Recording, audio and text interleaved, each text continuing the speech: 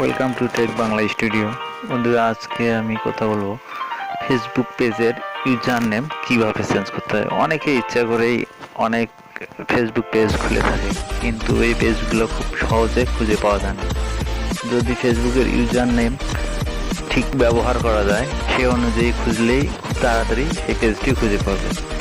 তো চলেন শুরু করি কীভাবে ফেসবুকের পেজের ইউজার নেম চেঞ্জ করব। তো প্রথমে চলি আপনার পছন্দ মতো একটি ব্রাউজারে। আমার এখানে ক্রোম ব্রাউজার ওপেন করলাম। ক্রোম ব্রাউজার ওপেন করার পর ফেসবুকে ক্লিক করলাম।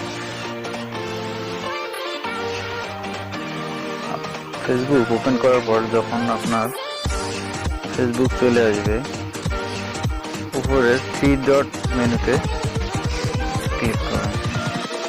করার পর দেখবেন নিচে পেজে ক্লিক করবেন।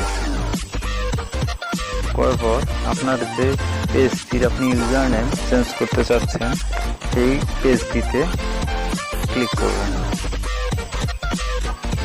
ক্লিক করার পর দেখবেন আপনার পেজটি চলেছে। আমার পেজটিতে আমি ইউজার নেমটা রাখছি, তারপর আপনাকে দেখে দিচ্ছি।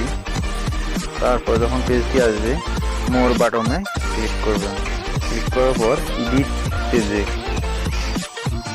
ক্লিক করার পর দেখবেন নিচে অনেকগুলো অপশন চলেছে। তো আমরা ট্যাবে ক্লিক করব। ট্যাবের পর দেখবেন অনেক option, post, job, event, review, video, photo, about.